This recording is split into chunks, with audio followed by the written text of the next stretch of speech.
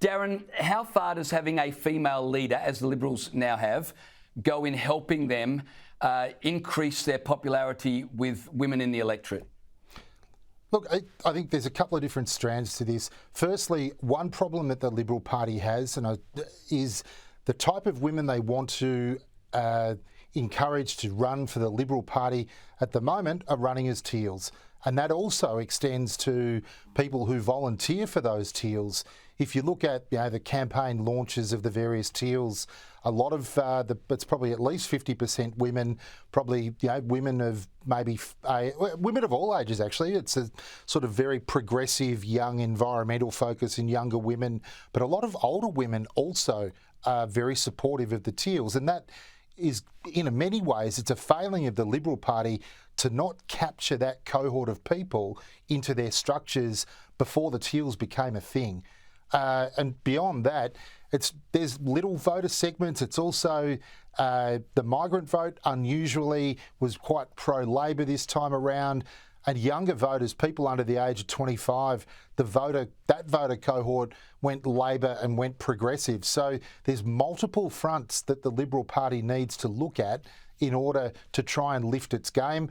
I think there's still a very strong future for the Liberal Party. I don't try and say that there's anything else, but they do need to really do their homework and figure out how to get people to believe in what they believe in. And as you rightly point out, then they've got to figure out what they believe in. And that's a bigger question, because at the moment, the rule in, rule out game, even though they're in opposition, it doesn't leave True supporters overly enamoured by the current product, and that becomes an issue.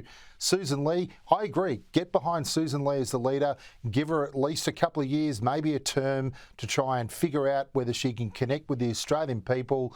But the type of things that we've seen today in the media and in general, she's not going to last that long if they can't get some discipline and figure out what they stand for.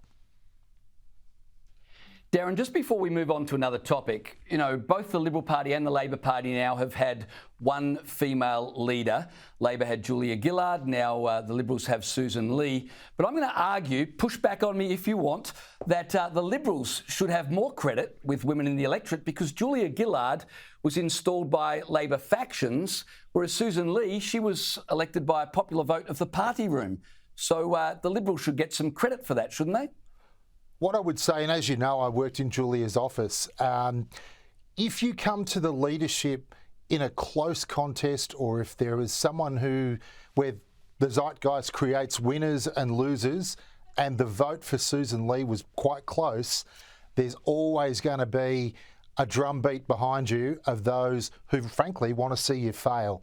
And I think that's one of the big problems that Susan Lee faces, that leadership ballot was very close, and there'll be a lot of people who are looking for her missteps rather than her steps forward. And that was certainly the case in the Gillard era, that we could always hear footsteps behind us. There were always minefields ahead of us, and that becomes a really difficult environment in which to operate. So I wish Susan Lee well, but it's going to be a difficult terrain ahead for her, I think.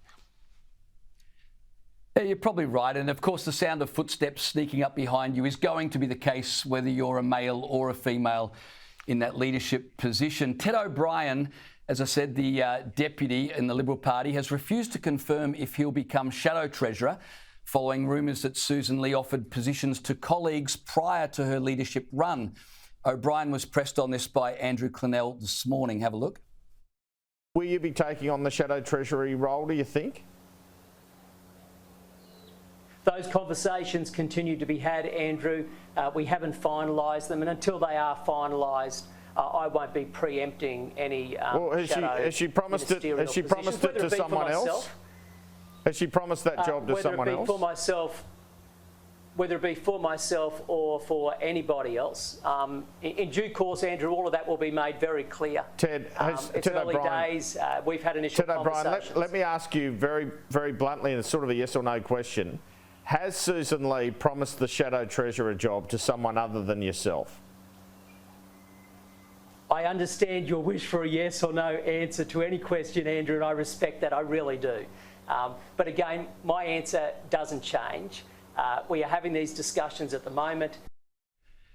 It looks absolutely shambolic. I would have thought that Susan Lee and Ted O'Brien would have at least sorted the basics out. Maybe I'm being unfair. So I want to get two angles on this. Darren, I want to get from you the political machinations of this. And Lisa, I want to get from you whether or not you thought Ted O'Brien handled that well this morning or if he could have done it better. I'll start with you, Darren. Is it strange that they've not sorted out Ted O'Brien's role as the deputy leader? They're still trying to figure that out? He either has the option of portfolios or he doesn't. I would have thought that he did. And if he has the option of portfolios, he should say what it is. I have no doubt that he knows what job he's going to get. I respect at one level that they're trying to make it a flat announcement, but those top two positions, that should already be sorted. So he probably should have just fessed up and given the answer as per the question.